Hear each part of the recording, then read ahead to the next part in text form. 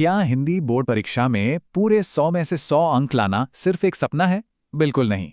सच तो ये है कि इसका राज किसी मोटी किताब में नहीं, बल्कि हमारी भाषा की सबसे छोटी और बुनियादी नींव में छिपा है।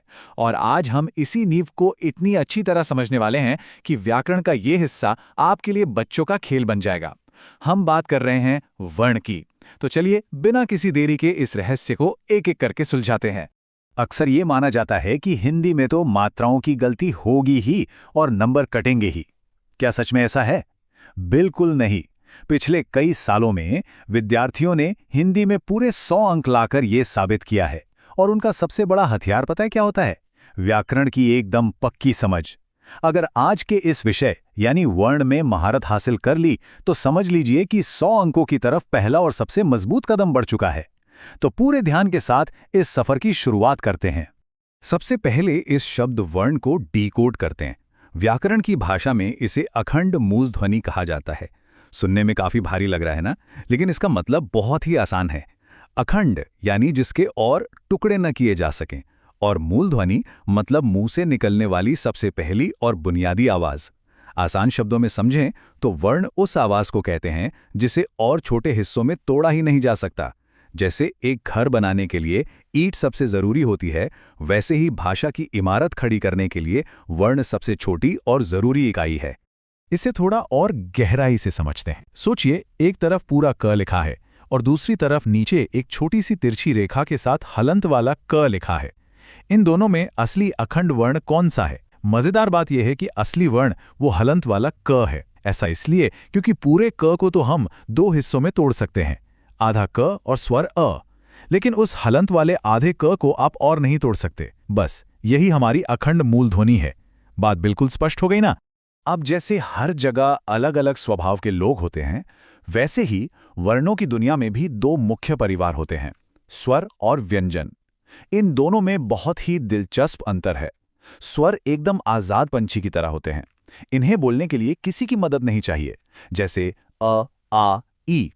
लेकिन जो व्यंजन होते हैं वो अकेले नहीं चल सकते। उन्हें उच्चारण के लिए हमेशा स्वर की मदद चाहिए ही होती है। जैसे अगर म बोलना है तो आधे म के साथ अ को जोड़ना ही पड़ेगा, वरना वो पूरा बोला ही नहीं जाएगा। चलिए अब स्वरों को समय के तराजू पर तौल कर देखते हैं। बोलने में जितना समय लगता है उसके आधार पर स्वर तीन तरह के होते हैं। पहला है ह्रस्व स्वर। इन्हें बोलने में सबसे कम समय लगता है, एकदम चुटकी बजाते ही, जैसे आ या ए। दूसरा है दीर्घ स्वर। इनमें पहले वाले से दोगुना समय लगता है, जैसे आ या ई। और तीसरा सबसे दिलचस्प है प्लुत स्वर। इसमें तिगुना या उससे भी ज्यादा समय लगता है। इसका सबसे बेहतरीन उदाहरण है जब हम ध्यान लगाते हुए बहुत लंबी सांस खींचकर कहते हैं ओ।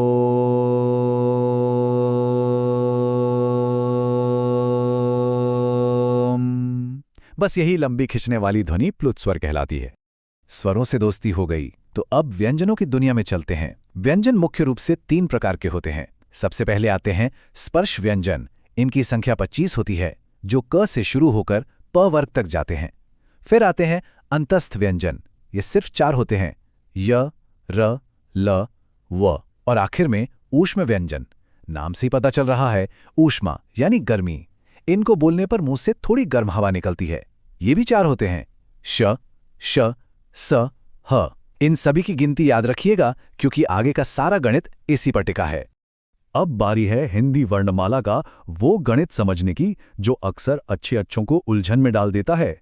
चलिए एक एक करके सबको जोड़ते हैं। हमारे पास 11 स्वर हैं।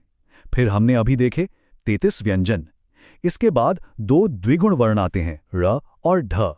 फिर 2 अयोगवाह आते हैं, अंग और अहा। और आखिर में 4 संयुक्ताक्षर आते हैं, क्ष, त्र, ज्ञ और श, जो 2 वर्णों को मिलाकर बनते हैं। अब अगर 11, 33, 2, 2 और 4 को जोड़ें तो आखिर में हमें क्या मिलेगा? जी हाँ, 52। ये हमारी वर्णमाला का जादुई नंबर है। हिंदी व्याकरण में कुल वर्णों की संख्या 52 होती है। परीक्षा में कई बार लोग 48 या कुछ और सोचकर गलती कर बैठते हैं, लेकिन ये गलती बिल्कुल नहीं करनी है। जब भी कुल वर्णों की गिनती पूछी जाए तो आपका सीधा और सटीक जवाब होना चाहिए 52। इस एक संख्या को दिमाग में छाप लीजिए, ये बिना किसी मेहनत के पूरे अंक दिलाएगी। अब हम आ गए हैं आज के सबसे मजेदार और सबसे काम के हिस्से पर। वर्णों का उच्चारण स्थान याद करना अक्सर बहुत उबाऊ और मुश्किल काम लगता है ना? कौन सा अक्षर गले से बोला जाएगा, कौन सा तालू से, ये सब रटना पड़ता है। लेकिन आज मैं आपको एक ऐसा कमाल का तरीका बताने वाला हूं जिसके बाद आप इसे चाहकर भी नहीं भूल पाएंगे। बस एक पंक्ति याद रखनी है, KTM2। सुनने में किसी तेज रफ्तार वाली बाइक के नाम जैसा लग रहा है ना? चलिए देखते हैं ये मजेदार तरीका व्याकरण में कैसे जादू करता है। एक छोटी सी कहानी की कल्पना कीजिए। एक बेटा अपने पिता से एक बहुत तेज चलने वाली बाइक मांग रहा है और जिद करते हुए कह रहा है, पापा मुझे KTM दो। अब इस मजेदार पंक्ति को हमारे व्यंजनों के 5 वर्गों यानी क, च, ट, त, प से जोड़ देते हैं। क वर्ग के लिए अंग्रेजी का अक्षर K यानी कंठ या गला, च वर्ग के लिए T यानी तालू, ट वर्ग के लिए M यानी मूर्धा, त वर्ग के लिए D यानी दंत या दांत और प वर्ग के लिए O यानी ओष्ठ या होंठ। है ना बिल्कुल कमाल का तरीका? बस क, च, ट, त, प याद रखिए और साथ में KTM DO लगा दीजिए। परीक्षा में आपका उच्चारण स्थान वाला एक भी सवाल कभी गलत नहीं होगा। क्या कभी ध्यान दिया है कि कुछ अक्षर बोलते समय हमारे मुंह से ज्यादा हवा बाहर निकलती है? यहीं पर व्याकरण का विज्ञान काम आता है। हवा या श्वास की मात्रा के आधार पर वर्णों को 2 हिस्सों में बांटा गया है। पहला है अल्प प्राण, जहां बोलते समय बहुत कम हवा निकलती है, जैसे किसी भी वर्ग का पहला, तीसरा और 5वां अक्षर। उदाहरण के लिए क, ग। और दूसरा है महाप्राण, जहां मुंह से ज्यादा हवा निकलती है, जैसे हर वर्ग का दूसरा और चौथा अक्षर। उदाहरण के लिए ख और घ। एक काम कीजिए, अभी अपना हाथ मुंह के आगे रखिए और क और ख बोलकर जांचें। ख बोलते समय मुंह से ज्यादा हवा टकराती हुई महसूस होगी। यही महाप्राण का सिद्धांत है। हवा की मात्रा के बाद एक और गहरा सिद्धांत आता है, गले में होने वाला कंपन। जब हम बोलते हैं तो हमारे गले की स्वर तंत्रियों में एक वाइब्रेशन यानी कंपन होता है। इसी कंपन के आधार पर वर्ण घोष और अघोष कहलाते हैं। घोष वर्ण वो हैं जिन्हें बोलने पर गले में एक भारी कंपन महसूस होता है, जैसे हर वर्ग का तीसरा, चौथा और 5वां अक्षर। और अघोष वो हैं जहां बोलते समय गले में ऐसा कंपन नहीं होता, जैसे वर्ग का पहला और दूसरा अक्षर। अगर अभी अपने गले पर हल्के से उंगलियां रखकर इन अक्षरों को बोलेंगे तो आप खुद इस विज्ञान को महसूस कर पाएंगे। ये वो सूक्ष्म ज्ञान है जो परीक्षा में दूसरों से एकदम अलग और आगे खड़ा कर देगा। चलिए, अब समय आ गया है एक बहुत ही तेज और शानदार रिवीजन का। एक बार मुख्य बातों को फिर से पक्का कर लेते हैं। भाषा की सबसे छोटी, न टूटने वाली इकाई क्या कहलाती है? बिल्कुल सही, वर्ण। हिंदी वर्णमाला में कुल कितने वर्ण मौजूद हैं? पूरे 52। उच्चारण स्थान याद रखने का हमारा मजेदार तरीका क्या था?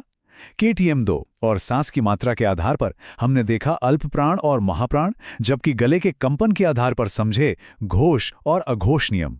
मुझे पूरा विश्वास है कि ये सारी जानकारी अब दिमाग में एकदम पक्के तौर पर छप गई होगी। तो अब इस चर्चा के अंत में एक बहुत ही जरूरी सवाल है, क्या अब व्याकरण की इस परीक्षा में तहलका मचाने की पूरी तैयारी है? मुझे यकीन है कि भीतर से आवाज आ रही होगी, बिल्कुल हाँ। आज जो हमने समझा है ये सिर्फ किताबी ज्ञान नहीं है, बल्कि 100% अंक लाने का एक अचूक ब्रह्मास्त्र है। इन मजेदार तरीकों और नियमों को हमेशा याद रखिएगा। इसी तरह एकाग्रता के साथ सीखते रहें, आगे बढ़ते रहें और अपनी परीक्षाओं में बेहतरीन प्रदर्शन करते रहें। आज के इस ज्ञान से भरे सफर में साथ जुड़ने के लिए बहुत बहुत धन्यवाद।